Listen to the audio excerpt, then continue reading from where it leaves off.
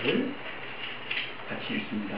예수께서 제자들에게서 이 책에 기록되지 아니한 다른 것도 많이 하셨으나 오직 이것을 기록함은 너희로 예수께서 하나님의 아들 그리스도이심을 믿게 하려 하며 또 너희로 믿고 그 이름을 힘입어 생명을 얻게 하려 함이니라. 아멘. 요한복음 1장 1절입니다. 1장 1절 읽습니다. 태초에 말씀이 계시니라. 이 말씀이 하나님과 함께 되셨으니 이 말씀은 곧 하나님이시니라. 그가 태초에 하나님과 함께 계셨고 만물이 그로 말미암아 주님과 되었으니 지은 것이 하나도 그가 없이는 된 것이 없느니라. 그가 생명이 있었으니 이 생명은 사람들의 빛이라. 빛이 어둠에 비치되 어둠이 깨닫지 못하더라. 아멘. 신약성경에는 모두 4개의 복음서가 있습니다. 우리가 복음 이렇게 이야기를 하는데 복음이 뭐냐 이렇게 물으면 잘 대답을 못해요. 신학생들도 지난번에 신학생들 교육이 있어서 제가 1시간 강의했는데 여러분 일반 대학을 나오고 혹은 신학대학을 나오고 신학대학원에 다니는 사람들 복음이 뭡니까? 여러분 복음 전하자고 지금 전도사 되고 목사 되려고 그러는데 복음이 뭡니까? 하고 물어주면 대답을 못해요. 복음이 뭐예요? 다 아는데 다 알잖아요. 복음 그러면 뭔지는 다 아는데 복음이 뭡니까? 라고 물으면 사실 뭐라고 참 대답을 하기가 애매해요. 그래서 우리는 보통 복음이 뭡니까는 예수 믿고 천당 갑시다, 천국 갑시다, 예수 믿고 구원 받읍시다, 보통 그렇게 되었는데 성경에서 말하는 복음이 뭔지 오늘 우리들이 좀 살펴봤으면 좋겠습니다. 네, 로마서 1장 1절입니다. 로마서 1장 1절. 복음이 뭔가?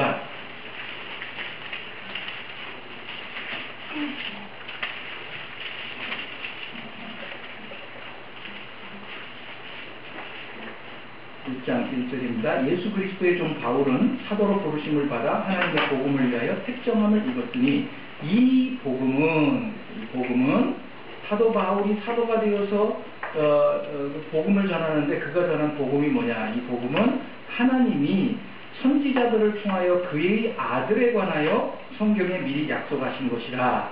그의 아들에 관한 것이 복음이에요. 그의 아들에 관한 것. 근데 그 아들에 관한 그 내용이 뭐냐면 육신으로는 다윗의 혈통에서 나셨고 이제 성육신 보통 우리가 이렇게 얘기하죠.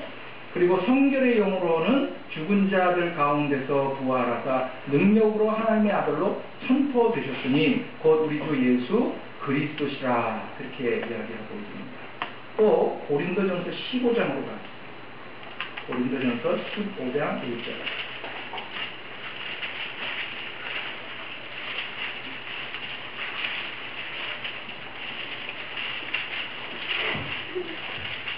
15장 1절. 형제들아 내가 너희에게 전한 복음을 너희에게 알게 하노니 이는 너희가 받은 것이요 또 그 가운데 선 것이라.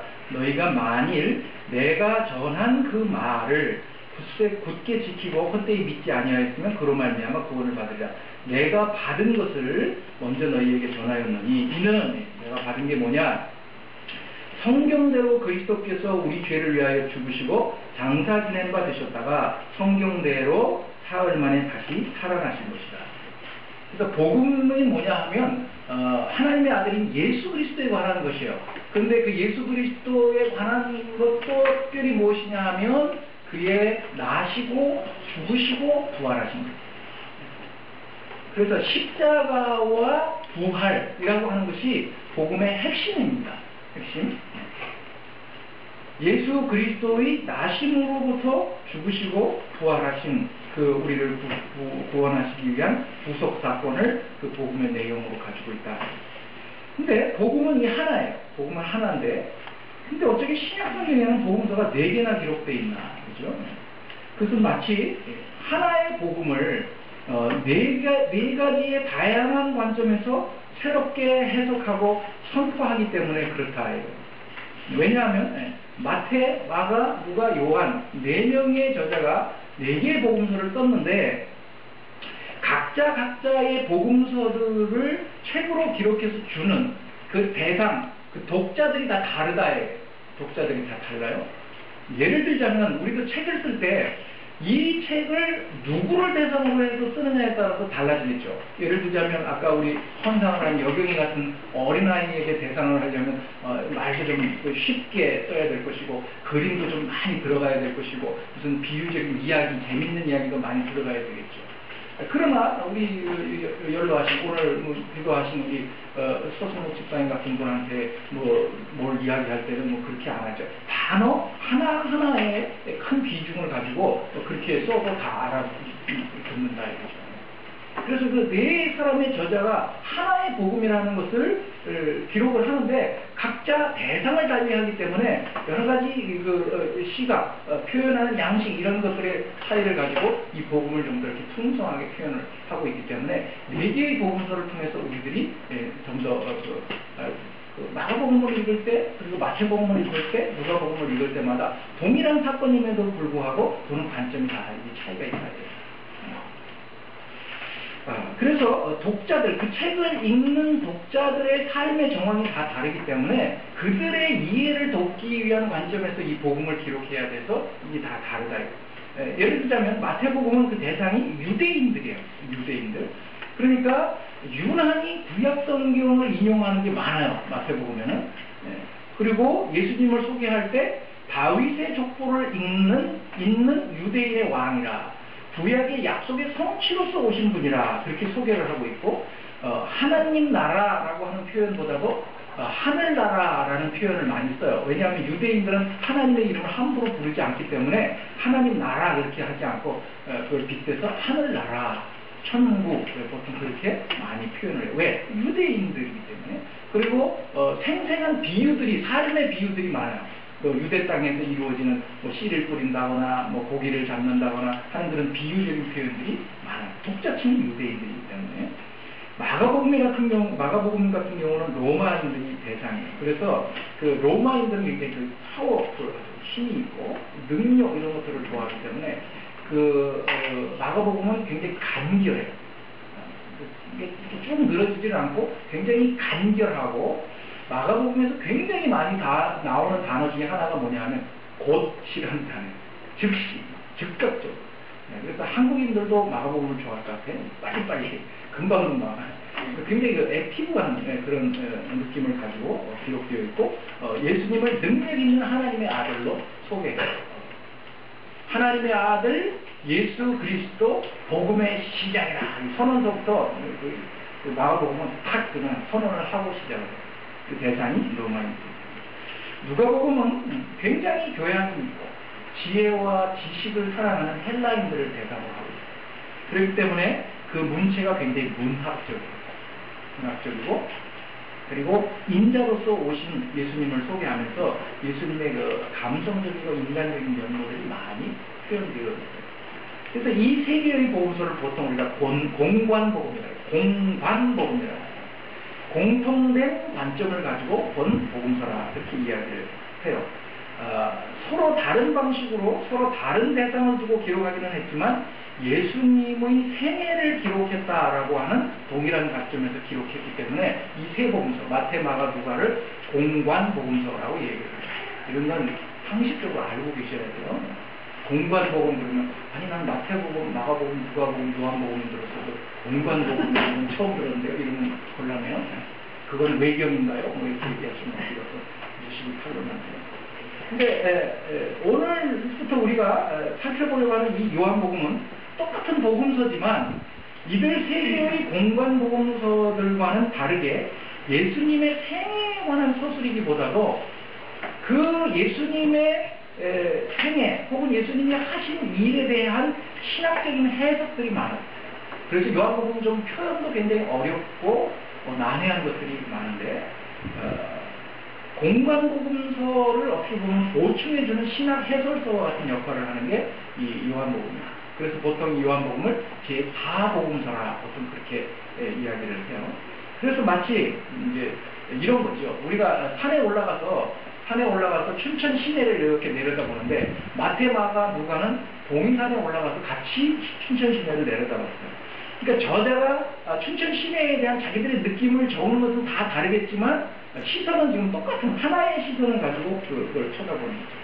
근데 이 요한은 거기서 쳐다본 게 아니고 말하자면 저 대용산에 가서 쳐다본 거죠. 전혀 다른 관점에서 예수 그리스도를 보게 된 것이죠. 이제 오늘부터 이런 상식을 가지고 본격적으로 요한복음을 살펴볼 텐데, 한 가지 시작을 하면서 부탁을 드리고 싶은 것은 지치지 마십시오. 우리가 창세기도 100몇 편을 했죠. 그럼 오늘도 또 창세기입니까? 오늘도 또 요한복음입니까가 몇 년까지 이어질지 모르겠습니다.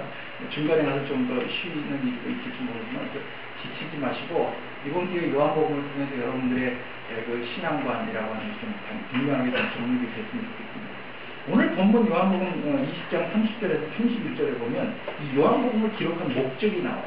그 목적이 뭐냐 하면 이것을 기록한 것은 너희로 예수께서 하나님의 아들 그리스도이심을 믿고 그리고 그 이름을 힘입어서 생명을 얻게 하려는 하는 것입니다. 여러분 구원을 위해서 지금 이 요한복음이 기록되어 있어요. 그런데 우리들이 구원이라고 하는 것, 생명을 얻는 것, 영생을 얻는 것에 대해서 얼마만큼 잘못 알고 있는가라고 하는 것을 이 요한복음을 배워가면서 여러분들이 좀 교정했습니다. 우리들이 여태까지 생각했던 구원, 영생 이런 것들이 얼마나 이렇게 좀 왜곡되어 있는가라고 하는 것을 이 요한복음을 통해서 교정했으면 좋겠어요. 왜냐하면 이 요한복음의 기록 목적이 예수가 하나님의 아들 그리스도이신 것을 믿고 그 이름을 힘입어서 생명을, 곧 구원을 얻게 하려는 것이기 때문에 그렇습니다. 그래서 우리가 이제 요한복음을 계속 읽어가는 동안에 이것을 잃어버리면 안 돼요. 이 요한복음의 목적. 이 요한복음을 기록한 목적은 예수가 어떤 분인지를 알고 그리고 그분이 정말 믿을 만한 분인지 그래서 그분을 믿고 그래서 그분을 통해서 우리가 영생을 얻고 이것을 목적으로 우리들이 이 요한복음을 살펴간다는 것을 잃어버리지 않았으면 좋겠습니다. 이제까지 우리는 주로 성경을 공부할 때 주제별 공부를 많이 해왔습니다. 그래서 체계적이고 효율적인 공부 방법이 교회 안에 들어와서 성경을 볼 때 이 구절 저 구절을 막 찾아가면서 어떤 한 테마나 한 주제를 이렇게 공부하는 것이 굉장히 익숙해져 있어요. 그래서 한국교회도 제가 신학 공부를 했을 때도 그렇고 처음 한국교회가 신학 교육을 시작할 때 그리고 어떻게 보면 지금까지도 이어져 오고 있는 게 신학교에서 공부를 하는 게 뭐냐면 주제별 공부예요. 그래서 맨 처음에 뭐부터 배우느냐 하면 성경론부터 배워요. 성경이 뭐고 성경은 어떻게 쓰였고 그거 배우고 그 다음에 실론을 배워요. 하나님은 어떤 분이시고 이런 거 배우고 그 다음에 이제 그 인죄론을 배워요. 인간과 죄가 무엇이고 이런 걸 배우고 그 다음 기독론, 말 그대로 구원에 관한 기독론을 배우고 그리고 교회가 무엇인지를 배우고 또 종말론을 배우고 이렇게 테마식으로 돼 있어요. 그래서 그 주제를 설명하기 위해서 성경을 창세기에서도 끌어오고 계시록에도 끌어오고 막 이렇게 끌어오다 보니까 성경이 다 갈갈이 다 찢어져 버렸어요. 그래서 어떤 한 주제를 설명하기 위한 하나의 참고 구절, 인용 구절로밖에는 성경이 역할을 하지 못하는 그런 식의 공부를 해왔어요. 그래서 한국교회 목사님들이 대부분 저보다 이렇게 나이 있으셔서 앞서서 신학 공부를 하시는 분들의 설교를 보면 대부분 다 주제 설교, 테마 설교. 그래서 성경 구절을 하나 읽어놓고 그리고 막 그냥 그 주제에 관한 이야기를 쭉 하고 끝나요. 그러니까 그 성경 본문이 그 본문 자체에서 그 저자가 무엇을 목적하고 의도하고 그 얘기를 하는지가 살아나지를 않아요. 그리고는 그냥 그 주제적인 내용들을 듣고 끝나는 거예요. 그러니까 늘 켜도 늘 생소한 거죠. 근데 우리가 창세기를 100여 편을 쭉 살폈지만 이제 아마 창세기를 계속 들으신 분들은 어느 편을 펴놔도 아마 창세기 전체적인 줄거리의 내용들이 이렇게 아마 윤곽으로 그려질 거라고 생각이 되어집니다. 그래서 문맥과 전혀 상관없이 앞뒤 좌우 저자의 의도와 상관없이 우리들이 성경을 자꾸 읽어버릇 했기 때문에 우리들이 매일 성경을 통해서 매일매일 말씀을 묵상할 때 무슨 생각을 하셔야 돼요? 문맥을 생각을 하셔야 돼요. 요즘 우리가 사도행전을 읽어봤지만 성령이 임하시면 권능을 받고 예루살렘과 온 유대와 사마리아와 지금 어디까지 갔죠? 지금 땅끝으로 이제 막 가고 있잖아요. 그죠? 그 문맥 전체로 보면 왜 뜬금없이 사마리아가 나올까? 왜 이디오피아 여왕 간다게의 내시가 나올까? 뭐 이런 것들을 그전에 생각을 안 했다고. 근데 전체적인 사도행전의 흐름을 쫙 보면 지금 복음이 어떻게 돼가는 거예요? 유대, 예루살렘에서 이제 성령이 임하고, 그리고 유대로 확산되어지고, 그들을 막 뿔뿔이 그 큰 박해를 통해서 흩으시면서 사마리아로 번져가고, 그리고 이디오피아 여왕, 지금으로 말하면 수단 쪽이 아프리카 쪽에 그쪽으로 넘어가고, 그리고 이제 더 확산돼서 이제 사도 바울이라는 사람을 세우면서 그때 당시 땅끝이라고 생각했던 서바나까지 그 복음이 어떻게 막 확산되어 나가는 것 하는 전체적인 그림을 가지고 우리들이 사도행전을 볼 수 있게 됐어요. 근데 이런 것들을 다 무시를 해버리고 그냥 몇 구절을 따서 읽어버리면 이 사도행전을 본래 기록한 저자의 의도가 충분히 살아나지 않고 우리들 편의대로 자꾸 성경 구절을 따오기가 쉬워요. 그래서 그 대표적인 게 뭐냐면 빌립보서 4장 13절 우리들이 잘 아는 성경 구절이죠. 내게 능력 주시는 자 안에서 내가 모든 것을 할 수 있느니라. 그래서 모든에다 가로치고 그리고 이제 집어넣는 거야. 내게 능력 주시는 자 안에서 뭐 할래요?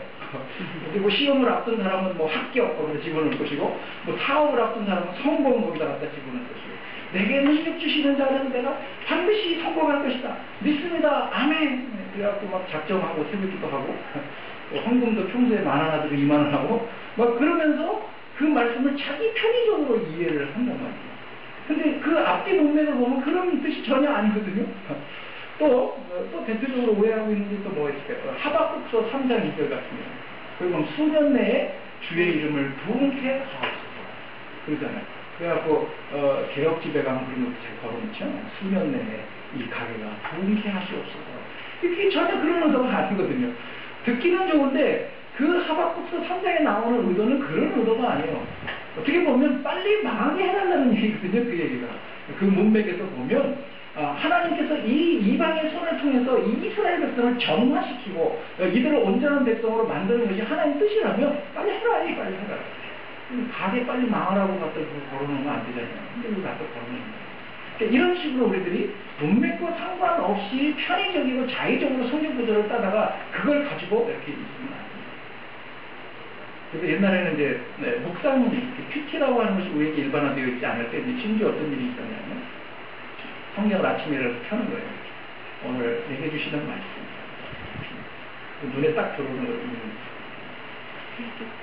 근데 그날 말씀 딱 열었는데 무슨 말씀이냐. 가서 저가 목을 매답니다. 이건 아닌 것 같아. 이건 아니잖아요. 그래서 다시 더 보놓고 다시 딱 폈어요. 즉시 가서 그 일을 해라. 근데 이런 식으로 나오면 안 된단 말이죠. 성경을 그렇게 읽으면 안 돼요. 원 저자가 쓴 그 의도를 생각해서 문맥을 따라서 제가 이렇게 이야기를 할 때는 여러분들 웃기자고 하는 얘기가 아니라 이거죠. 제가 이렇게 이야기하는 의도는 뭐예요? 알아먹으라 이해하기 쉽게. 근데 이 말하는 사람의 의도와 전혀 상관없이 웃어버리는 것으로 떼어버리면 난 실패한 거지. 그렇죠? 성경은 마치 그런 거예요. 성경을 읽어가면서 그 저자의 원저자이신 성령 하나님께서 어떻게 보면 뭘 얘기하고 싶으신 것인가 그런 것들을 우리들이 잘 찾아낼 수 있어야 됩니다. 그래서 글을 문맥을 따라서 읽어가는 습관을 우리들이 길러야 합니다. 오늘 요한은 이 요한복음을 기록한 목적에 대해서 예수가 그리스도라는 사실을 믿어서 영생을 얻게 할 목적 때문에 이 글을 읽었다, 이 글을 기록했다 이렇게 얘기해요. 그렇기 때문에 요한은 이 요한복음을 처음 시작하면서부터 예수님이 누구신가를 소개하면서 이 요한복음을 시작하는 거예요. 요한복음 1장 1절입니다. 태초에 말씀이 계시니라. 이 요한복음 1장 1절만 해도 신학교에 가면 거의 막 1년, 2년을 배워야 될 만큼 이 내용이 굉장히 깊이가 있고 그래야 돼. 우리는 그거 하자는 게 아니기 때문에 요한복음 전체를 쭉 개괄적으로 읽어가면서 거기에서 우리들에게 주는 교훈들을 찾아가는 것이기 때문에 목사가 무식해서가 아니고 우리 수준에 맞게 하나님의 말씀을 우리가 배워가는 것이라고 이해를 해주십시오. 태초에 말씀이 계셨습니다. 근데 이 말씀이 하나님과 함께 있었대요. 그리고 또 이 말씀이 하나님이라고 그렇게 얘기하는 거죠. 이게 무슨 얘기가 참 복잡하나. 말씀이라고 하는 것은 지금 제가 이렇게 말을 하고 있지만 말이라고 하는 것은 일반적인 소리와는 다른 것이죠. 말이라고 하는 것은 그 말을 하는 그 주체가 있다는 이야기고, 그 말이라고 하는 것은 그 주체가 의도하는 바, 뜻하는 바, 그리고 생각하고 있는 어떤 사상, 이런 것들을 거기에 담아서 전달하는 어떤 의사 전달 수단이죠. 제가 혼자 앉아가지고 아무 뜻도 없이 그냥 혼자 막 이렇게 떠들고 하는 그건 말이 아니에요. 그냥 혼자 소리지. 근데 이 대상이 있고, 그리고 말을 하는 주체자가 어떤 의도를 가지고 바라는 것, 이것을 보통 말이라고 이렇게 이야기를 한다 이거죠.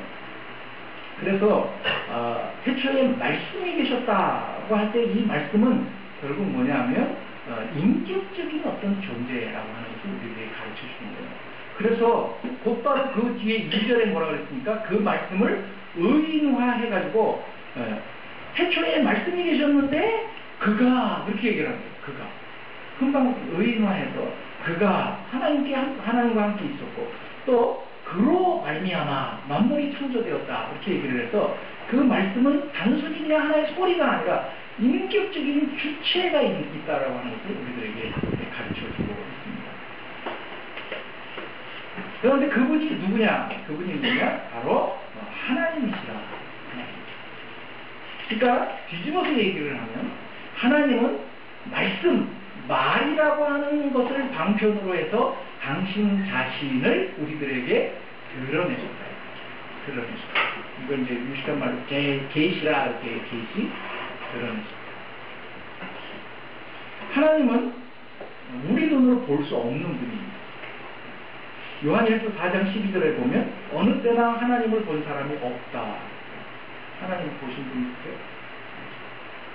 봤다 그러는데 이건 이제 큰일 나는 거예요. 단수가 올라가요. 보기 시작하면 2단수, 3단수. 본 사람 보이지 않아요. 요한복음 1장 18절에도 본래 하나님을 본 사람은 없다. 보이지 않아요. 출애굽기 33장 20절에 보면 하나님이 모세에게 뭐라고 했냐면, 야, 너 나 볼 수 없다. 네가 만약에 나를 본다 그러면 너 죽어. 이렇게 얘기하시죠. 아니, 볼 수도 없을 뿐더러 봤다 그러면 큰일 납니다. 그래서 우리가 잘 알지만 창세기 1장에서부터 하나님이 당신 자신을 묘사할 때 늘 어떻게 묘사를 하냐면 말씀으로 묘사를 하십니다. 말씀. 주께서 가라사대 하나님이 이르시되, 그래서 말씀으로 계속해서 당신 자신을 계시해요. 왜? 왜냐하면 우리가 볼 수 없기 때문에. 그래서 말씀이라고 하는 방편을 통해서 당신 자신을 우리에게 나타내시죠. 그래서 구약 성경에서부터 그렇게 말씀으로 당신 자신을 계시하셨던 하나님이 우리 눈에 보이는 분으로 이 땅에 임하셔요. 그게 누구죠? 예수님이에요. 그래서 히브리서 1장 1절에 가면 이렇게 얘기를 해요. 옛적에 선지자들을 통해서, 언제죠? 구약 시대죠. 구약에는 선지자를 통해서 여러 부분과 여러 모양으로 우리 조상들에게 말씀하신 하나님이, 하나님이 당신의 뜻을 여러 선지자들을 통해서 계속 말씀하실 때, 그때는 기록된 성경도 제대로 없을 때니까 말씀하셨어요.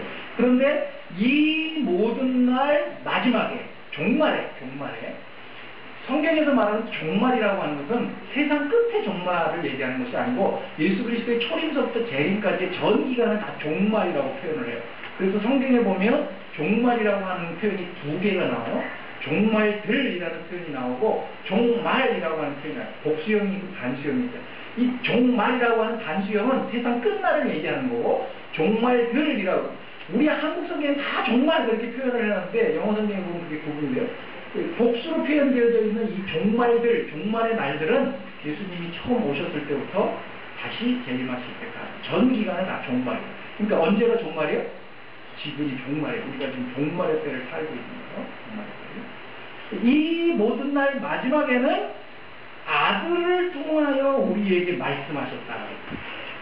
그러니까 그 말씀이 어떻게 된 거예요? 인격화된 인간으로서, 가시화된 인간으로서 이 세상에 보여진 거예요.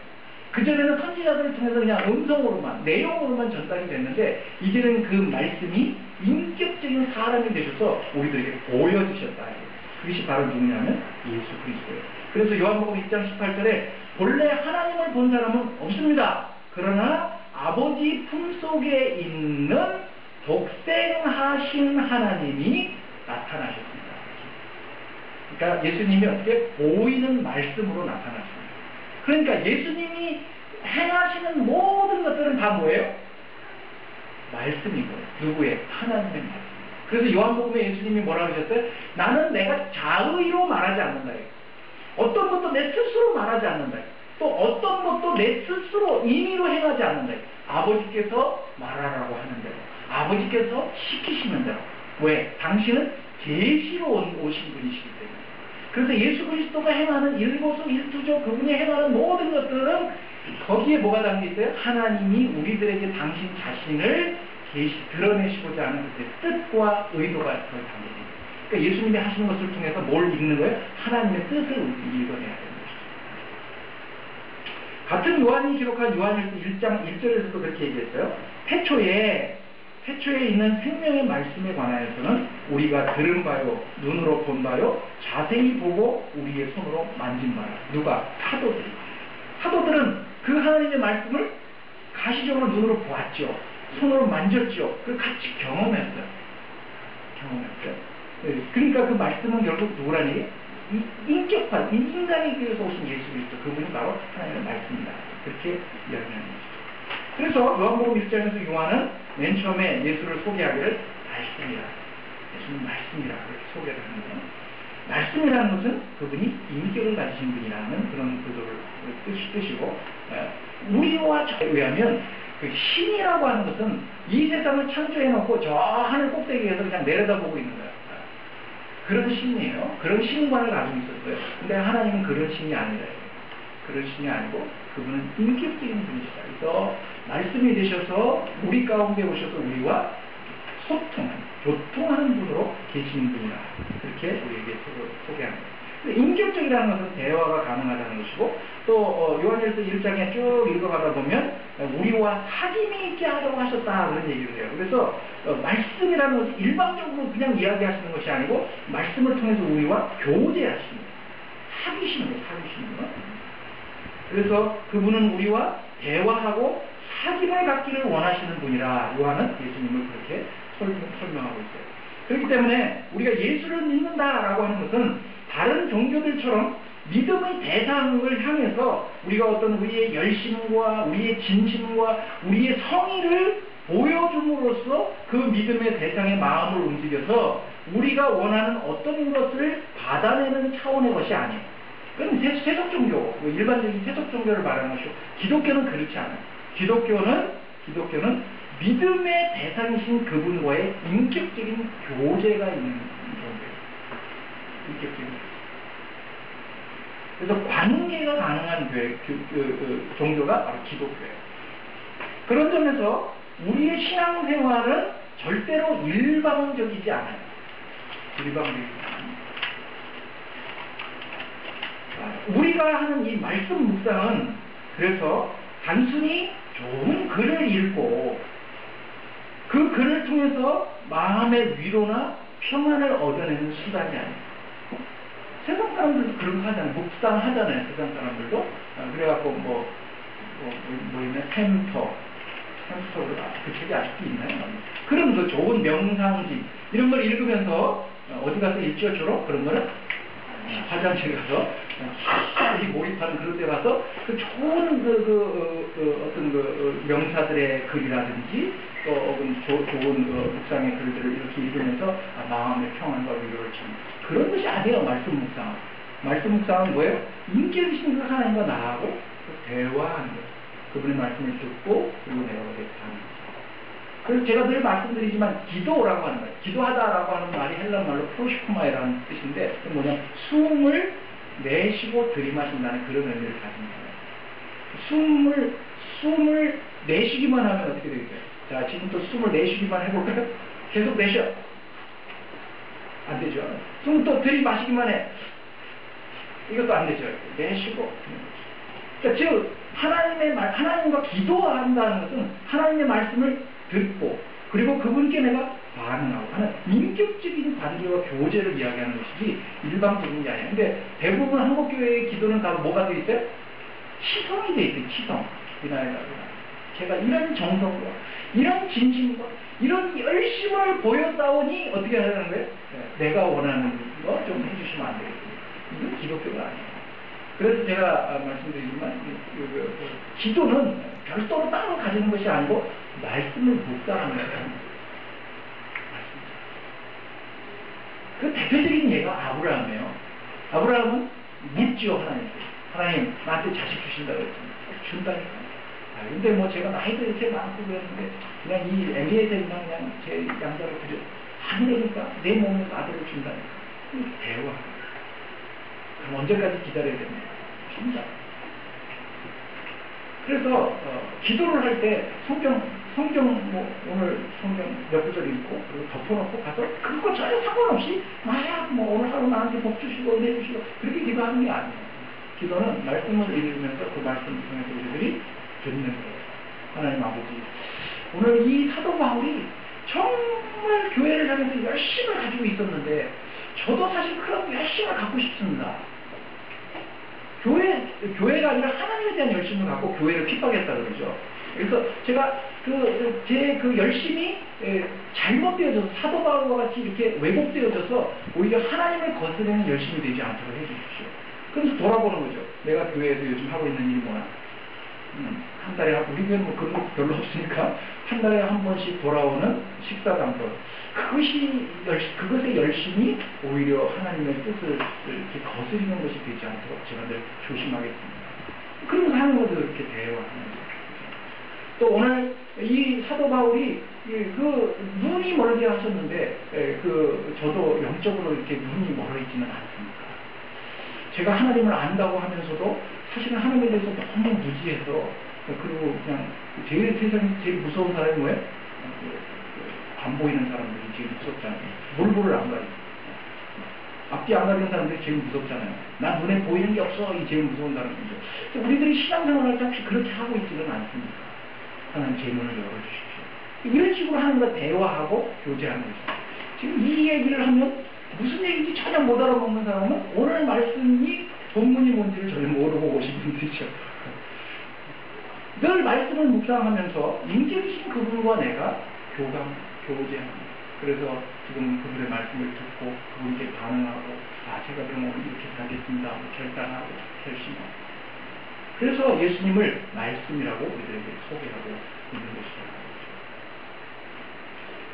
그래서 우리가 하는 이 말씀 묵상이나 우리가 하는 이 기도는 일반적인 것이 아니고 혹은 마음의 위로나 감동을 받기 위한 하나의 수단과 방편이 아니에요. 인격적인 교제와 사귐이에요. 그걸 하라는 거죠. 그리고 그것을 하지 않으면 구원을 못 받는 것은 아니지만 그것을 하지 않는 자는 구원받지 못한 자일 가능성이 많다 이거예요. 왜? 성경이 뭐라 그랬어요? 예수가 어떤 분인지를 알고 그리고 그분을 믿고 그분을 힘입어서 영생을 얻는 것이라고 얘기를 했는데 그분을 힘입으려고 하지 않잖아요. 말씀 묵상하기 귀찮아요. 꼭 큐티를 해라, 꼭 매일 성경을 하라는 얘기가 아니라 하나님의 음성을 듣고 그리고 그분과 교제하고 기도하고 하는 분들이 나는 싫다. 나는 주일날 교회 가서 그냥 하루 안 해. 그것도 말이지 짧기나 해. 그 길은 그 설교를 갖다 참고 다 들어주는데 왜 그 정도면 됐지 하는 사람은 구원받은 사람이 아닐 가능성이 많다. 하셔야 돼요. 말씀상 여러분들이 정말 하나님께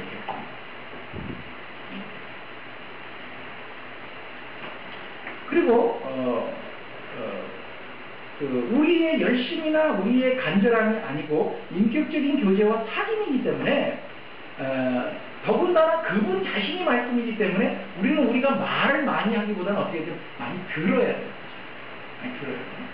그래서 기도를 몇 시간 했다, 새벽 기도를 얼마나 했다, 그게 중요한 것이 아니고 어떻게 보면 우리의 입을 다물고 우리의 왕이요 우리의 주인이신 그분의 음성은 귀를 기울이고 듣는 훈련을 우리들이 더 많이 해요. 근데 성경은 보통 읽는다고 하지 듣는다고 생각을 잘 안 하는 거예요. 그죠? 성경이 이렇게 또 읽는 책처럼 읽어버리고 그리고 책 가운데서 아유 참 좋다 그러면서 떼어버리죠. 그리고 참 좋다 그러면 뭐 잠언이나 시편 같은 건 좀 좋을지 몰라도 저쪽에 레위기나 민수기 그러면 별로 안 좋지. 무슨 말인지도 잘 모르겠고 그렇지 않고 들어야 그 책을 통해서 말씀을 통해서 그 기록을 통해서 나에게 당신의 뜻을 계시하시는 것이기 때문에 그분의 뜻을 거기서 자꾸 찾고 그분의 말씀을 듣는 훈련을 자꾸 하시면 우리가 말씀을 통해서 하나님을 발견하는 것이 아니고 그 성경의 저자가 성령이시기 때문에 성령이 우리에게 보여주시고 들리게 해주신다. 그런 기대를 가집니다. 근데 우리는 성경을 읽을 때 그런 기대감이 없어요. 주님 말씀해 주십시오. 듣겠습니다. 나는 그런 기대감이 없어요. 다 뭐예요? 부경 예배 보고용이지. 몇 장 읽었습니다. 그걸 하기 위해서. 그래서 주로 언제 읽어요? 목요일날 저녁 때 읽죠. 금요일날 부경 예배 어떻게 됩니까? 그래서 또 읽을 때 어디 읽어요? 주로 시편 117편 같은 거. 짧게 읽어요. 성경은 그런 거죠. 그래서 인격적인 교제와 사귐이기 때문에 예수를 믿는다는 것은 일방적이지 않아요. 쌍방적이에요. 교통적이에요. 그래서 믿는 것도 내 마음대로 믿으면 안 돼요. 우리는 믿는 것도 내 마음대로 믿어버리잖아요. 또 믿는 방법도 내 방식대로 하면 안 돼요.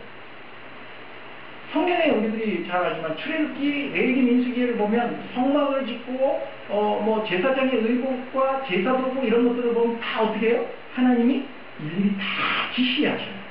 이렇게 해야 돼. 이렇게 만들고 이렇게. 식양은 이렇고 모양은 이렇고 재료는 뭘 쓰고 다. 왜 그럴까요? 우리 방식대로 하나님 앞에 나아갑니다. 우리는 우리의 진심과 우리의 열심만 있으면 될 거라고 생각하잖아요. 하나님 그거 원하시죠.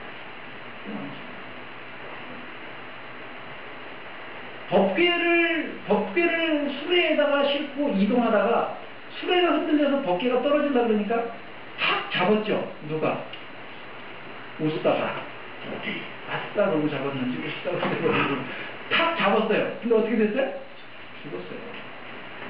왜 잡았겠어요? 무심한 사람 같으면 떨어지거나 말거나 그랬겠지.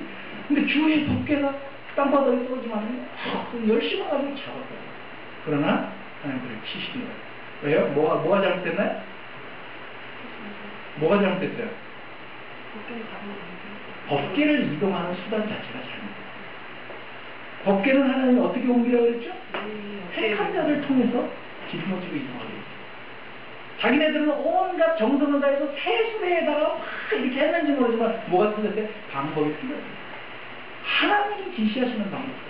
여러분 예배 드리는 것도 마찬가지예요. 하나님이 원하시는 방법으로 하나님 앞에 나아가야 되는 거예요. 헌금 여러분 아무리 많이 해도 소용없어요. 이렇게 얘기하면 항상 손해보는 기분이에요. 왜? 헌금 많이 하지 말라는 것 같아서. 헌금을 할 때 하나님이 원하시고 의도하시는 방법과 마음가짐을 갖고 하셔요. 그래야 하나님 그걸 받으셔요. 여러분 금식을 얼마나 하셨어요? 저는 금식이라는 사람 별로 없어요. 금식도 마찬가지예요. 그 금식이라고 하는 형태가 중요한 것이 아니고 하나님의 의도하십니다. 그래서 신앙생활을 열심히 했는데 하나님이 의도하시고 하나님이 원하시는 대로 하지 않으면 다 헛된 열심이 되는 거예요. 누구처럼? 사울처럼. 오늘 우리 본문에 나오는 사울처럼. 그럼 어떻게 해야 돼요? 열심으로 뛰기 전에 앞서서 뭐부터 해야 돼요? 사용 설명서부터 읽어야죠. 하나님의 말씀부터 우리들이 차근차근 읽고 듣고 그래서 어떻게 주의 말씀이 내 발에 닿네요. 어디로 가야 할지 어떻게 가야 할지를 하나님께 지시를 받고 하나님이 원하시고 의도하시는 대로 가요. 이게 바로 말씀으로 우리들에게 계시하신 분의 의도예요. 그러니까 말씀 묵상을 하지 않으면 말씀을 통해서 그분과 교제하지 않으면 여러분은 신자가 아니에요.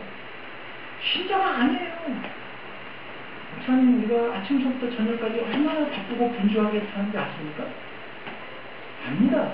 뭘 위해서 그렇게 분주해요? 하나님과 가까워지고 그분의 뜻을 이루기 위해서 그렇게 분주해요? 하지 않으면 너무 신자가 아니에요. 진짜 해야 되니까 안 할 수는 없고 그래서 하시랍니다. 하나님과 교제가 그것을 통해서 여러분들이 구원을 주자.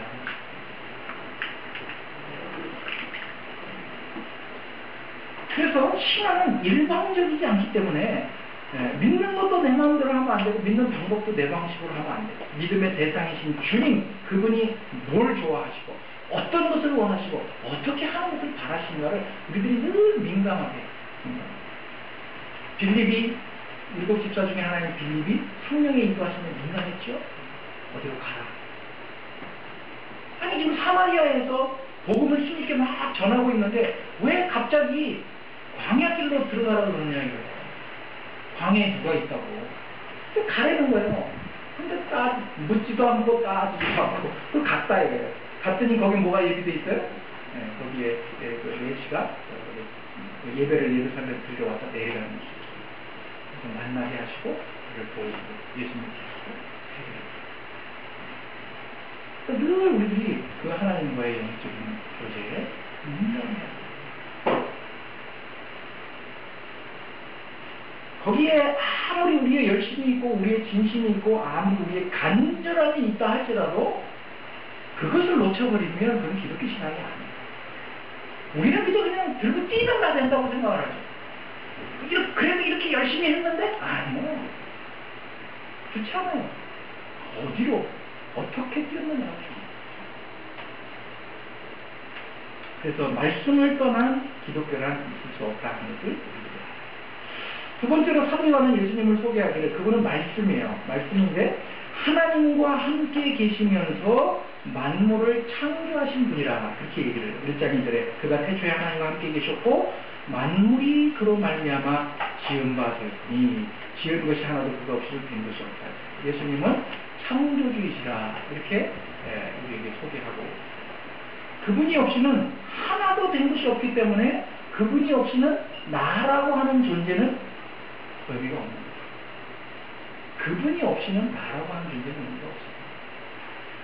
내가 존재한다는 것은 그분으로 말미암는 것이고 그분을 위한 것이고 그렇기 때문에 그분이 나의 창조주이시고 나의 주인이시고 나의 소유주라고 하는 사실을 분명히 해야 돼요. 그렇지 않으면 신앙이 아니에요. 내 소유주, 내 창조주, 내 주인이라 나 만들어주셨네 고맙네 그러고 끝나는 것이 아니죠.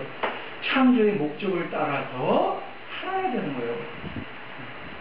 주인님 했으면 주인의 의도에 따라서 살아야 되는 거예요. 그것이 정말 그분을 주인으로 인정하고 창조주로 인정하는 것이지 날 구원하신 주 찬양 아멘 그리고 끝나버리면 그럼 너를 내가 왜 구원했을까 싶겠죠. 의도와 목적이 그분이 우리를 창조하신 이유가 그래서 직업도 가정생활도 여러분들의 모든 삶의 형태들을 늘 하나님의 창조의 목적을 따라서 살도록 우리들의 삶의 방향을 조절해요. 공부를 왜 해요? 하나님의 창조의 목적을 위해. 그럼 하나님 창조의 목적이 뭘까?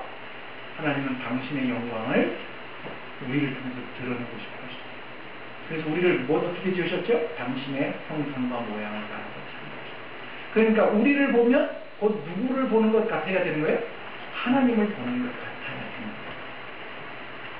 거예요. 우리에게서 하나님의 영광이 발산되어야 됩니다. 하나님은 본체적인 영광이시고 우리는 발산적 영광이에요. 마치 빛이 본래 빛덩어리가 있는데 그 빛이 거울에 탁 반사가 돼서 다시 빛으로 이렇게 굴절되어 나오잖아요. 그럼 그 굴절되어 나오는 빛은 본체에서 직접적으로 나온 빛이 아니죠. 그래서 발산적 영광이라고 해요. 하나님은 본체적인 영광을 가지고 계시고 우리는 그분의 모양과 형상을 따라서 창조되는 자로서 발산적 영광을 드러내면서 살아야 될 창조의 목적이 있어요.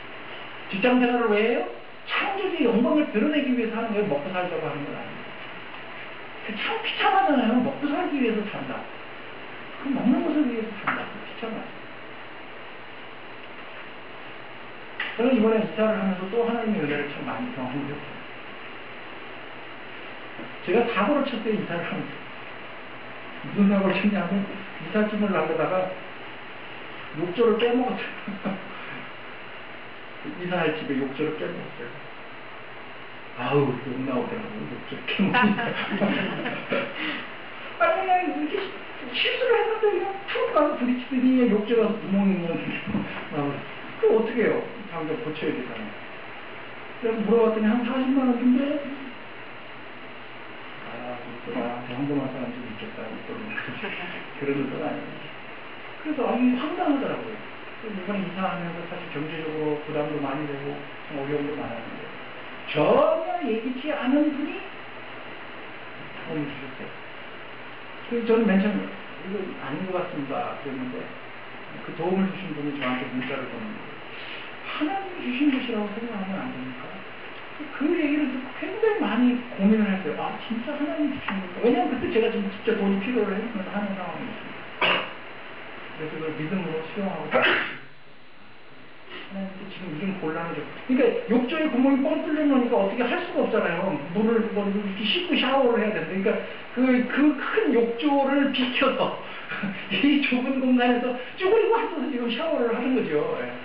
그래서 야, 하나님이 내 체면 살려주시느라고 이렇게 채워주시는 늘 하나님의 그 은혜와 하나님의 그 역사하심을 이렇게 교감하면서 사는 거예요. 내가 창조의 목적을 따라서 아버지의 나라와 아버지의 의를 구하는 삶을 살면 무엇을 먹을까, 무엇을 마실까, 무엇을 입을까 염려하지 마라. 그런 필요는 아버지가 다 합니다. 근데 우리는 뭐예요? 먹을 거 해결하고 입을 거 해결하고 마실 거 해결한 다음에 하나님 일하겠습니다 하잖아요. 그게 평생 못하는 거죠. 그분은 우리의 창조주이셔요. 내가 존재한다는 것은 그분으로 말미암아 존재하는 것이에요. 존재의 이유와 목적은 그분을 위한 것이에요. 그래서 공부도 그분을 위해서 해야 하고 직장생활도 그분을 위해서 해야 하고 고린도전서 10장 31절에 하면 사도 바울은 먹든지 마시든지 그런 것까지 다 하나님 영광을 위해서 해야 됩니다. 먹을 때 여러분 하나님 영광을 위해서 먹은 적 있어요? 여러분은 그 식사기도를 뭐라고 하셔요? 식사기도를 가끔 그런 분들 있죠. 밥을 한 숟갈 입에다 넣고 아차 기도 까먹었네. 그럼 제가 그러죠. 감사한 마음으로 맛있게 먹고 나서 기도해라. 하나님 소화 잘. 그 기도를 하는 목적이 뭐예요? 목적과 의도가 뭐예요? 하나님 오늘도 이 일용할 양식을 우리들에게 주셔서 하나님이 우리의 아버지이신 것을 다시 확인시켜 주셔서 너무 고맙잖아요. 그리고 이 음식을 우리들에게 주셔서 우리들의 건강을 주시고 우리들의 필요들을 채우시고 그런 것들이 너무 감사하죠. 그래서 기도하는 거잖아요. 근데 기도하고 그리고 나서 대본에 눈 뜨고 뭐라 그러죠? 엄마 오늘 반찬이 이게 뭐야? 그죠? 감사해놓고. 그래서 저는 늘 궁금해요. 우리 희주와 민주가 음식을 놓고 뭐라고 기도하는지. 하나님 아버지 감사합니다. 그래놓고 밥 투정한단 말이에요. 누구도 해요? 목사도 해. 애들 목사. 아니 아침도 김치찌개, 점심도 김치찌개, 저녁도 김치찌개. 그건 좀 너무한 것 아닙니까? 그렇게 상대할 때가 있다 이거죠. 모든 것을 하나님의 그런가. 그분이 우리의 창조주이세요. 근데 다들 보면 창조주이신 그분 안에 뭐가 있어요? 생명이 있다. 그분은 우리를 창조하실 뿐만 아니라 우리에게 생명을 있게 하시는데 그 생명은 단순히 육체적인 생명만을 말하는 것이 아니에요. 인간은 영혼과 육신으로 구성되어 있어요.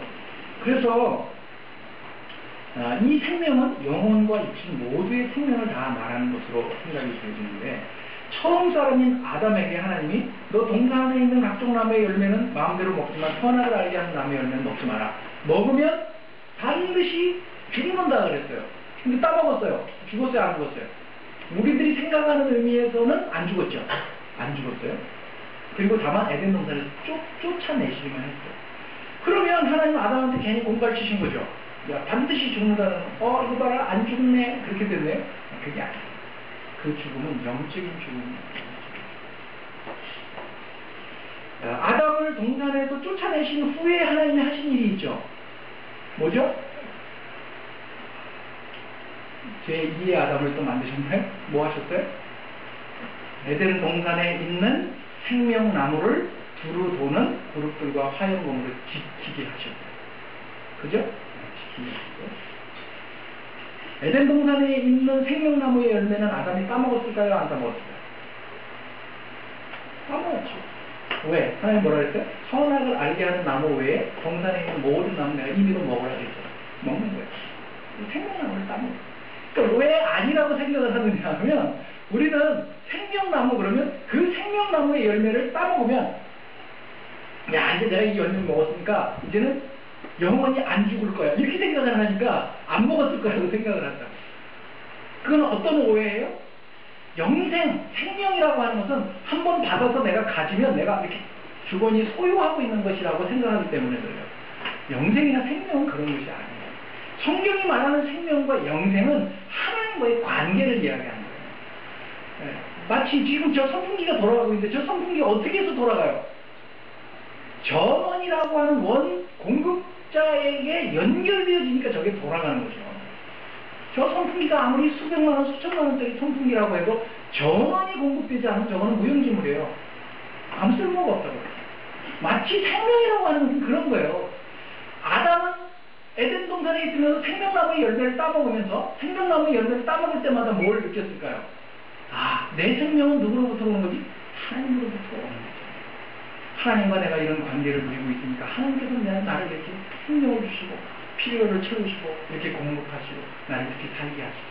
따먹어. 그러니까 그 나무 자체, 열매 자체에 무슨 효과가, 효능이 있는 것이 아니고 거기에 하나님 그 의미를 부여하신 거예요. 그래서 생명나무. 선악을 알게 하는 나무도 마찬가지예요. 그 나무의 열매가 무슨 뭐 특별한 뭐가 있는지 무슨 독사과가 아니고 그 나무에 하나님 의미를 부여하신 거예요. 너 이건 손대지 마. 이걸 손대는 것은 결국 내게 반영하는 것이야. 하나님 의미를 부여하신 거예요. 손을 댄 거죠. 그래서 하나님과의 관계가 떨어지는 거예요. 그리고 생명으로부터 하나님이 그를 유리시키고 있어요. 그래서 에베소서에 뭐라 그러죠? 우리는 죄와 허물로 인하여 다 죽은 자들. 살았지만 다 죽은 자들. 이 영생, 생명이라고 하는 것은 그래서 그 전기 코드와 같은 것이에요. 이 콘센트하고 이게 연결이 돼서 계속적인 공급을 받아야 생명이 유지되는 것이지 그게 단절이 되어지면 살았다 하는 이름은 가졌으나 실상은 죽은 자가 되어버립니다. 그래서 김정일 교수가 구원이란 무엇인가에 책을 그 얘기를 했잖아요. 나무가 원 가지로부터 잘라지면 당분간은 그 나무 자체에 있는 생명력을 가지고 잎도 자라고 한다 이거예요. 근데 말라 죽어버리잖아요. 그 잠깐 동안 그 생명을 연장한다고 해서 그걸 살았다고 얘기할 수 없다 이거예요. 그 원 가지로부터 잘려나가는 그 순간 그는 이미 죽은 것과 같아요. 우리가 마찬가지예요. 우리가 가지고 있는 자원을 가지고 뭔가 우리의 인생을 지금 막 이렇게 사는 것 같아서 야 우리는 살았어. 하나님이 어디 있어? 내 힘 가지고 얼마든지 살 수 있어 라고 막 그렇게 하지만 이 전원이 이미 우리의 범죄를 위해서 차단되고 잘려졌기 때문에 우리는 어느 순간에 마르고 죽게 돼 있어요. 근데 지금 내가 조금 움직인다고 해서 내가 살았다? 그걸 까먹고 사는 게 인생이라는 거죠. 그렇죠. 우리는 죽은 자. 사망이 선고된 자들. 그래서 영생이라고 하는 것은 하나님 예수를 믿고 영생을 얻었다 그러면 이렇게 영생을 우리에게 주셔서 예 감사합니다. 이렇게 받아가지고 이렇게 가지고 있으면 야 나는 영생 가졌다. 나 영생 여기 있다. 하고 그렇게 누리는 것이 아니에요. 하나님의 관계 속에서 늘 생명을 공급받아야 돼요. 그렇다면 내가 예수를 믿고 구원받았다, 영생을 얻었다는 것은 뭘 의미하는 거예요? 그분과 내가 연결되었다는 것을 의미하는 거예요. 연결되었다. 성경에서 묘사하는 기적을 행하는 능력이나 은사나 은혜나 이런 것들이 다 똑같아요. 다 마찬가지예요. 받아서 가지고 있어서 내가 언제든지 꺼내서 사용하는 게 아니에요. 하셔서 그분과의 관계와 교제 속에서 그분과 연결되는 끈에서 날마다 새 힘을 받아서 그것을 행하는 것이지. 병 고치는 은사? 그것을 하나님 나한테 주셔서 내가 소유하고 있다고 생각하는 그 순간부터 그것은 사탄적이 되는 거예요.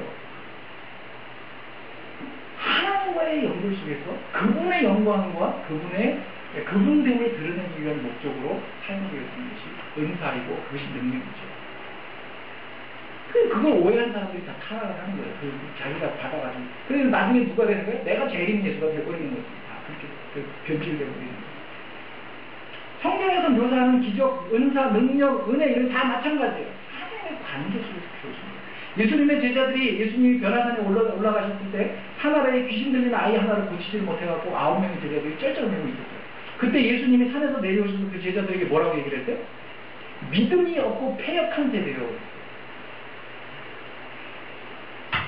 3명의 제자를 데리고 올라갔을 때 내려오셨는데 9명의 제자들이 밑에서 애 하나를 데리고 쩔쩔쩔쩔 내리고 있어요. 그걸 보시고 예수님이 너희는 믿음이 없고 패역한 제자다. 이 패역하다라고 하는 말은 삐뚤어졌다 이런 뜻이에요. 단어적으로 보면 삐뚤어졌다. 그래서 세 번역에는 믿음이 없고 삐뚤어진 세대요 이렇게 번역했고, 공동 번역에는 이 세대가 왜 이다지도 믿으려 하지 않고 삐뚤어져 있는가 이렇게 번역을 해요. 그러니까 믿음이 뭔지를 오해한 거예요. 곡해하고 있었던 거예요, 제자들은. 그들은 예수 그리스도에게서 능력을 받아가지고 있고, 그래서 실제로 마태복음 10장 같은 데 보면 북식장을 지어갖고 파송을 해서 나아가서 실제로 귀신을 내어 쫓았고 병을 고치고 돌아와서 파송복음을 하고 했어요. 그러니까 자기네들에게 이 능력이 지금 있다고 생각을 한 거예요. 그래서 귀신 들린 자를 만났어요. 그러니까 이걸 꺼내가지고 아싸 오늘 한번 너네 봐라 그리고 휘두는 거죠. 근데 안 된 거예요. 오해한 거죠. 믿음이 뭔지를 몰라. 사도 바울이 믿음을 계속 강조하는데, 사도 바울이 이야기하는 믿음이라고 하는 것은 뭐냐면 우리들의 신념을 얘기하는 것이 아니에요. 믿으세요. 의심하지 말고 꽉꽉 믿으세요. 그게 아니에요. 성경이 사도 바울이 이야기하는 믿음은, 믿음을 표현할 때 사도 바울이 강조하는 표현이 있는데 그게 뭐냐면 그리스도 안에라고 하는 표현. 엔 크리스토라고 하는 표현. 예수 그리스도 안에 내가 들어가요. 그래서 그분 안에 완전히 사로잡히는 것을 성경은 사도 바울은 믿음이라고. 히브리서에서, 특히 히브리서 11장에 보면 믿음장 그래갖고 믿음의 용사들이 쭉 나오는데, 거기에서 이야기하는 믿음은 뭔가 하면 하나님께 대한 절대적인 신뢰를 얘기해요. 그 믿음의 용사들은 하나님 약속을 받았는데 그 약속이 성취를 보지 못했지만 그 약속이 성취될 것을 바라보면서 믿음으로 순종한 사람들을 거기 있거든요. 구약에 나오는 많은 인물들이 믿는다라고 할 때 그것은 하나님께 대한 절대적인 신뢰와 순종을 말하는 거예요. 야고보서에서 말하는 믿음도 마찬가지예요. 야고보서에서 말하는 믿음도 하나님을 절대적으로 신뢰하고 무조건 따라가는 행위. 야고보서는 믿음이 아니라 행위를 강조하는 그 행위라고 하는 것도 어떻게 보면 믿음의 또 다른 표현이에요. 그분이 신뢰할 만해서 그분을 신뢰하고 내가 따라가는 그 행위를 얘기하는 것입니다. 그래서 믿음이라고 하는 말은 자기가 자력으로 살지 않고 하나님께 기대고 하나님께 절대적으로 의존하는 것을 믿음이라고 말하기 때문에 하나님께 우리가 자꾸만 기대고 의지해야 되는 거예요. 그분이 생명이에요. 예수 그리스도가 생명이에요. 그래서 그분과 연결되어 있어서 늘 그분을 의지하고 믿고 따르고 그렇게 해야 우리가 생명적 존재로서 창조주의 목적을 이루면서 사는 거예요. 그런데 그 연결된 생명적 공급선이 뭐예요? 말씀이라는 거예요. 말씀. 그러니까 말씀이 없이는 우리들이 생명을 유지할 수 없고 잘할 수가 없어요. 그래서 성경을 읽으라는 게요. 말씀. 여러분 생각을 해보세요. 말씀 묵상을 할 때는 내가 어떤 사람이든가 한번 생각을 해보세요. 말씀 묵상을 다 경험해보고 조금씩 경험해보세요. 내가 그래도 힘들지만 늘 말씀을 묵상하고 말씀을 읽으려고 하고 하나님 말씀 앞에 살려고 하고 했을 때는 힘들지만 뭐가 있어요? 거기에 하나님의 인도하심이 있고 내가 겸손해지고 내가 나아지고 이런 것들을 경험하죠. 그러나 말씀을 딱 덮는 그 순간부터 어떻게 변하던가요? 내가 막 스물스물 내 속에서 올라오죠. 내 성정대로, 내 성질대로, 내 기분대로 막 올라오죠.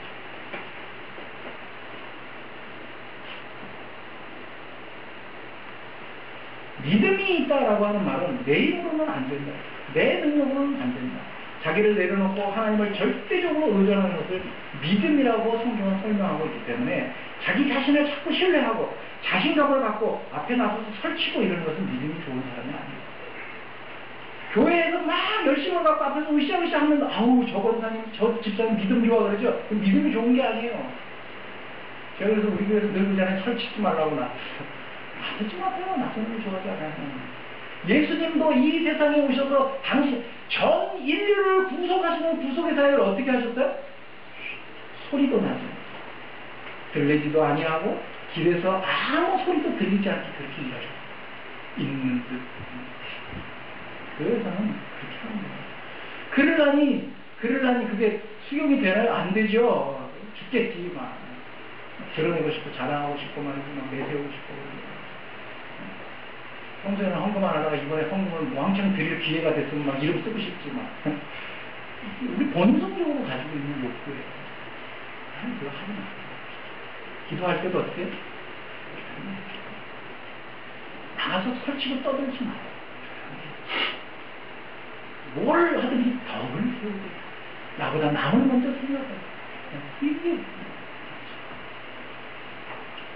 순복음 그 교단 같은 경우에 자꾸만 이 믿음을 인간이 가지고 있는 신념과 같은 것으로 오해를 해가지고 이렇게 가르친다. 이게 믿음이 좀 됩니다. 꼭 된다고 믿어라. 믿어라. 확신을 가져라. 그래서 어떻게? 제가 그대로 살던 집에 이렇게 지나가다 보면 순복음교회 가는데 갑자기 이렇게 들었어요. 할 수 있다? 하면 된다. 무슨 해병대 구호 같은 할 수 있다? 순복음교회도 그렇게 가르쳐요. 할 수 있다. 이게 하면 된다. 이게 그건 자기 신념이에요. 성경이 가르치는 방식이야. 그래서 순복음교회에서 제일 좋아하는 찬송이 뭔지 아세요? 할 수 있다 하시는 다시 나의 능력 주하나 이렇게 돼 있어요. 기독교적인 보험이야. 우리는 할 수 없어요. 할 수 있으면 하나님을 왜 믿어요? 자기가 다 하지.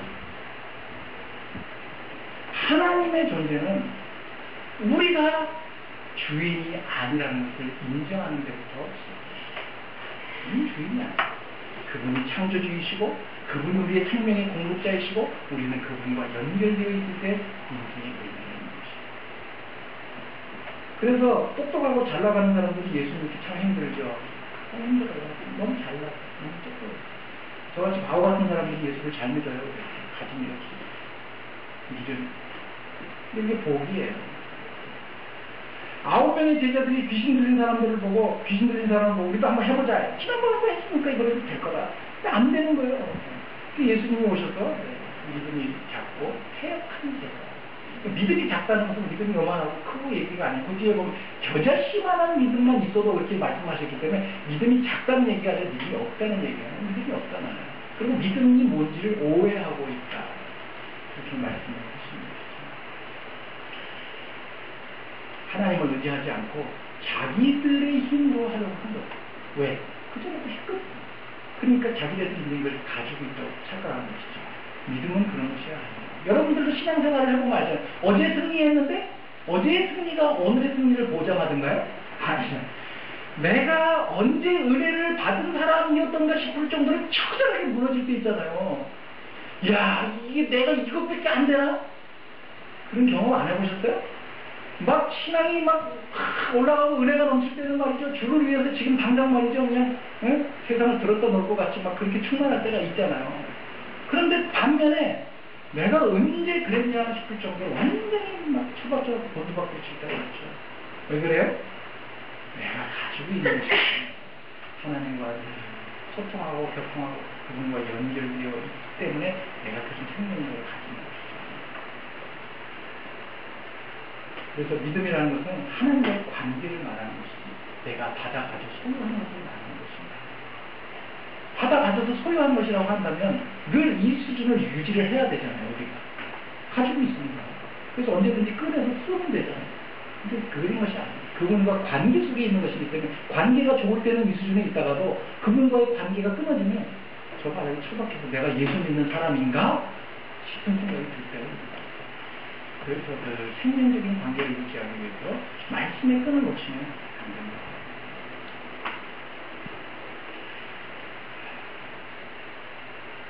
생명이라는 것도 마찬가지예요. 생명나무의 열매를 지속적으로 따먹으면서 하나님과의 생명적인 연합의 관계를 가지는 것입니다. 한 개 따먹었다고 해서 영원히 살게 되는 그런 것이 아닙니다. 마찬가지로 선악을 알게 하는 나무도 지속적으로 그 나무로부터 오는 유혹, 네가 주인이야, 너 다 할 수 있어, 네가 왕이야, 너 하나님 없이도 너 혼자 얼마든지 할 수 있어 라고 하는 유혹을 그 선악을 알게 하는 나무의 열매를 볼 때마다 그 유혹을 어떻게 물리칩니다. 아니야, 내가 진짜 왕이 아니야. 진짜 왕은 따로 계셔. 내 주인은 하나님이야. 내가 주인이 아니야. 내가 지금 이 애들 농사를 내 마음대로 하는 것 같지만 그렇지 않아. 그래서 그 선악을 알게 하는 나무를 볼 때마다 뭘 반응해? 자기의 정체성을 확인하고 그 유혹을 물리치는 훈련을 하는 것이죠. 그럼 하나님과의 관계를 인지해 가고 거기 실패하는 것이죠. 그래서 예수님은 우리의 창조주예요. 우리의 육체와 영혼의 생명을 주시는 분이라는 사실을 믿어야 돼요. 그걸 받아들여야 돼요. 그래야 우리가 영생이 구원에 이른다. 그게 목적이, 이것을 기록하신 목적입니다. 그런데 우리의 생명은 죄의 결과로 사망에 이르렀기 때문에 우리가 살아있는 것 같지만 사실은 다 죽은 자들, 아까 그 나무의 이야기를 했지만 다 죄와 허물로 인해서 죽은 자들이에요. 그런데 예수님께서 처음 창조하실 때 우리에게 생명을 주신 것처럼, 처음 창조할 때 우리에게 그 아담을 대표로 해서 생명을 주신 것처럼 죄와 범죄로 인해서 그 생명이 끊어져서 다 죄와 사망으로 죽음 가운데 우리들이 사망이 되는데 놓이게 됐잖아요. 근데 예수 그리스도께서 다시 오셔서 생명의 창조주로서 우리에게 다시 생명을 주시는 분, 그것을 위해서 오신 것이죠. 죄와 허물로 죽은 우리를 다시 살리셔서 새로운 생명을 주시는 분이에요. 그래서 그것을 우리들이 믿고 받아들이면 보라, 이전 것은 지나갔으니 새 것이 되었도다 라고 할 때 그 새 것은 New Creation입니다. 새로운 창조물이 된 거예요. 처음 창조는 실패했잖아요. 첫째 아담이 실패를 했어요. 그러나 둘째 아담으로 오신 예수에 의해서 우리들이 다시 새로운 생명을 부여받았어요. 그래서 우리는 새로운 창조물이 됐다. 그 사실을 믿어야 믿고 받아들여야. 그런데 그 생명이 뭐냐? 조금만 참으세요. 다 끝났어요. 그 생명이 뭐냐? 그 생명은 사람들의 뭐라고요? 빛이라 그랬어요. 사람들의 빛이라. 그 생명의 빛이 어두움에 비쳤는데 어두움이 깨닫지 못하더라. 그렇게 얘기했어요. 그러니까 빛은 생명이에요. 그럼 어두움은 뭐예요? 생명이 아닌 것이 되겠죠. 그러니까 이제 요한복음 읽어보다 보면 빛이 나올 때 항상 어둠이 나오고 생명과 사망, 생명이 아닌 것이 이렇게 비교돼서 나와요. 그래서 빛은 생명이고 어둠은 생명이 아닌데 생명의 빛이 어둠에 비치니까 어둠이 물러가잖아요. 빛이 들어오면 어둠이 물러가니까. 그래서 생명의 빛이 임한 곳에는 사망의 어두운 그늘이 물러가게 돼 있어요. 공존할 수 없어요. 그죠? 반드시 물러가게 돼 있어요. 여기도 이제 지하실이니까 이 불을 다 꺼버리면 깜깜하잖아요. 근데 이 빛을 확 켜니까 어둠이 싹 사라져버리고 이 빛이 되기가 됐죠. 그것처럼 우리가 우리의 생명이라고 하는 것을 빛과 어둠의 관계로 성경이 이야기하고 있기 때문에 우리가 영생을 얻었다. 예수를 믿고 구원을 받았다라고 하는 말은 이제 더 이상 나는 어디 가운데 있지 않고 어두운 가운데 있지 않고 빛 가운데 있게 되었다라고 하는 말이에요. 그래서 너희는 어떻게 행하라? 빛의 자녀같이 행하라. 너희는 세상에 뭐라? 빛이라. 이게 정체를 그렇게 규정하고 있어요. 그래서 우리는 더 이상 어두운 가운데 있으면 안 되는 사람들이에요. 빛 가운데 있으면 어두움은 물러가게 돼 있어요. 그럼 무슨 얘기가 될까요? 하나님 그리스도와 생명적인 연합에 의해서 우리가 빛이라고 하는 정체성을 가졌으면 어떻게 해야 돼요? 어두움은 물러가야 돼요. 말하자면 뭐예요? 이제는 하나님이 싫어하시는 일은 하고 싶지 않아야 된대요. 하고 싶지 않아요. 그게 우리의 정체성을 하는 거예요.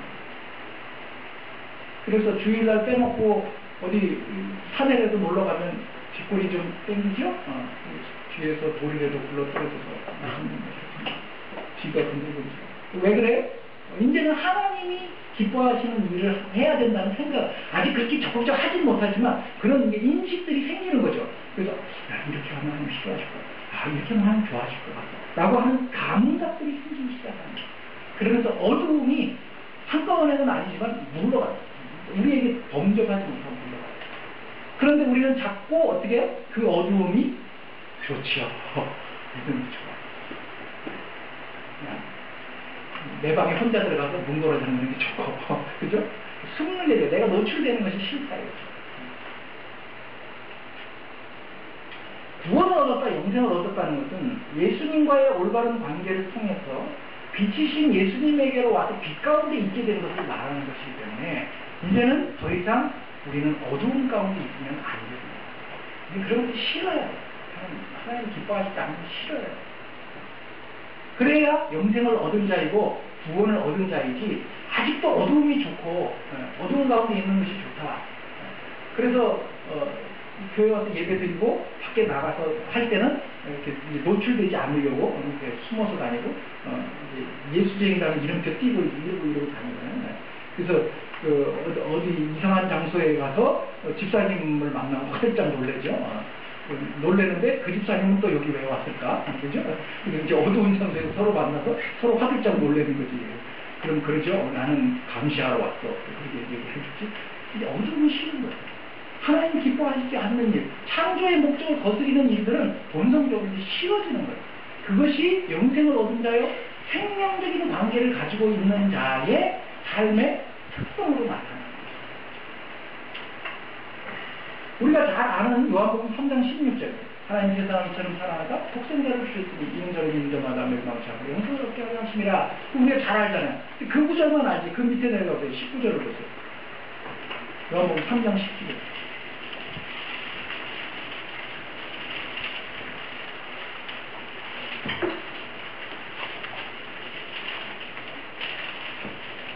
(3장 19절) 그 정죄는 이것이니 곧 빛이 세상에 왔으되 사람들이 자기 행위가 악함으로 빛보다 어두움을 더 사랑한 것이라. 정죄가 뭐냐? 계속 어두운 가운데 있는 것이 그게 정죄예요. 그게 벌이라예요. 그게 벌이야. 네. 악을 행하는 자마다 빛을 미워해. 빛으로 오지 않아. 왜? 그 행위가 드러났다. 그죠? 자기가 어두우면 빛이 비치기 싫잖아요. 그렇죠? 진리를 따르는 자는 그러나 빛으로 와요. 왜냐하면 그 행위가 하나님 안에서 행한 것이기 때문에 그렇습니다. 사람들이 어두움에 사는데 예수님이 영생을 주시기 위해서 빛으로 오셨어요. 네. 그런데 사람들이 그 빛을 안 받아들이는 거예요. 왜? 빛으로 오기를 싫어해요. 왜냐하면 빛보다 어둠이 더 좋아요. 빛으로 오면 자기의 어둠이 드러나요. 자기의 수치가 드러나고 자기의 악한 것이 드러나고 그러니까 싫다 이거예요. 근데 그거 다 드러내야 돼요, 사실. 그래서 참회하고 돌이키고 그렇게 해서 고쳐줘야 돼요. 근데 빛으로 오지 않고 여전히 어두운 가운데 있어요. 그리고 여전히 어두운 가운데 있는 것을 정죄라고 얘기를 해요. 정죄. 로마서 1장 10으로 말하면 이거예요. 사람들이 하나님을 알면서도 하나님을 인정하지 않고 스스로 똑똑한 체 하면서 하나님께로 나오지 않는다 그랬어요. 그래서 하나님이 그런 사람들을 어떻게 둔다? 그 마음의 정욕대로 자기들 마음대로 하면서 살도록 내버려 두셨다 그래요. 그게 벌이에요. 그러니까 우리가 볼 때 세상 사람들이 잘 나가는 거 보고 야 진짜 예수도 안 믿는데 되게 잘 나가라? 벌 받고 있는 중이에요. 벌 받고 있는 중이라고. 내버려 두는 거예요. 내버려 둬. 내 자식 같으면 어떻게 하겠어요? 그거를 배로다가 야단치고 꾸짖어서 바르게 가르치고 바르게 교정하고 하겠죠. 근데 하나님이 내버려 두시는 거예요. 여러분들이 자식을 키우면서 그러잖아요. 몰라 네 맘대로 해 그러잖아요. 자식들한테. 그건 뭐예요?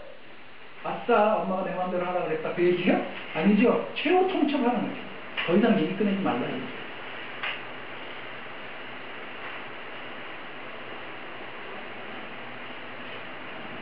내버려 두시는 거예요.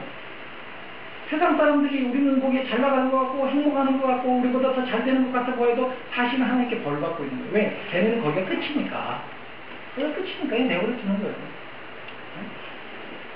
이제 곧 잡아먹을 도살할 돼지는 어떻게 하겠어요? 스트레스 안 든다고 내비두지. 내비둔다고. 제일 편안하게 해주고 그래야 육질도 쫄깃쫄깃하고 좋아요.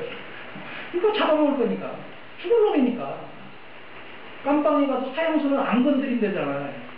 죽을 거니까 아닌데. 그렇군 거예요. 그게 벌이에요. 근데 우리는 그게 너무 부럽죠. 우리도 좀 잘했습니다. 그러나 하나님이 간섭하시고 하나님이 개입하시지 않는 인생은 버림받은 인생입니다. 인생이 고달프고 힘들고 고난이 오고 환난과 큰 핍박과 박해가 와도 하나님이 간섭하시고 있는 인생은 지금 제대로 가고 있는 인생이에요. 부러워하지 마세요. 벌 받고 있는 인생.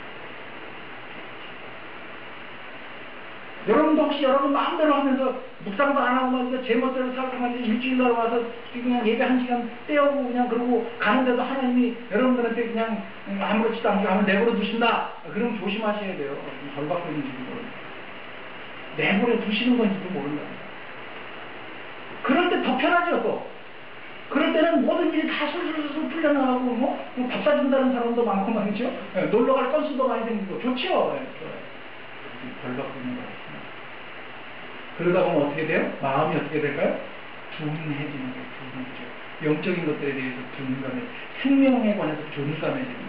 그리고 어떻게 해요? 자기의 육체적 소욕을 따라서 사는 거예요. 육체의 소욕을 따라서 살면 뭘 거둬요? 썩어지는 거예요.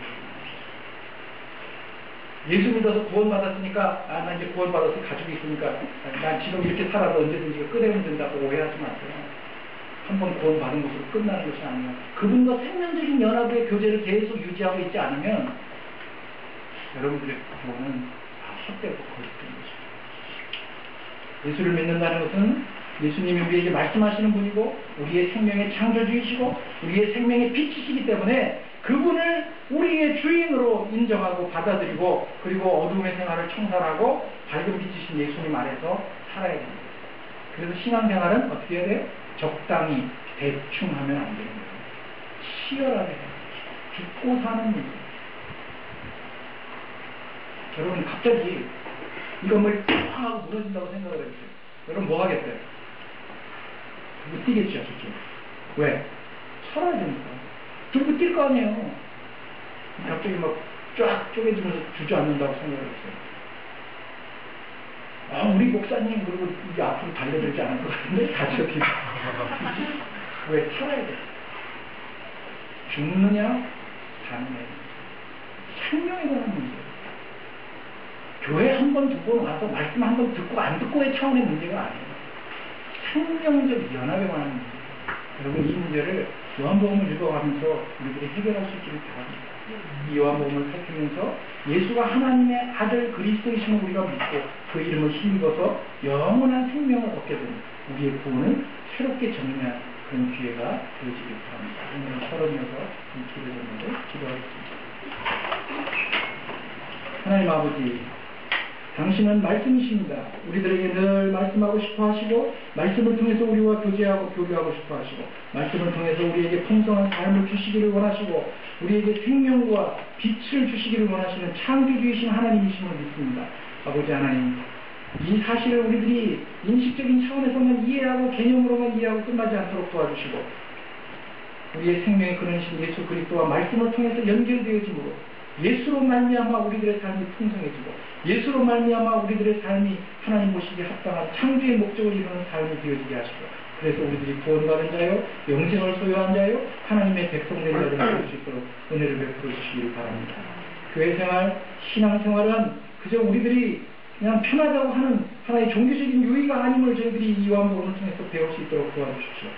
생명의 문제이고 영혼에 관한 문제이고 우리의 영혼에 관한 문제를 깊이 인식하게 하셨어요. 이 요한복음을 통해서 요한이 기록한 이 복음서를 통해서 복음이 절절하게 우리에게 다가오게 하시고 우리의 생각 속에 각인되게 하셔서 우리들이 참으로 하나님의 구원받은 백성으로 할렐루야 주님을 찬양하게 되어지는 변화되어지고 고침받고 새사람으로 변화되어지는 놀라운 역사를 보게 되는 그런 기회가 되게 하여 주시옵소서. 주 예수 그리스도의 은혜와 하나님의 사랑과 성령의 교통하심이 요한이 기록한 복음서를 통해서 하나님의 백성으로 자라가기를 소원하는 당신의 사랑하는 모든 교우를 위해 지금으로부터 영원토록 함께 있어지기를 축원하옵나이다. 아멘.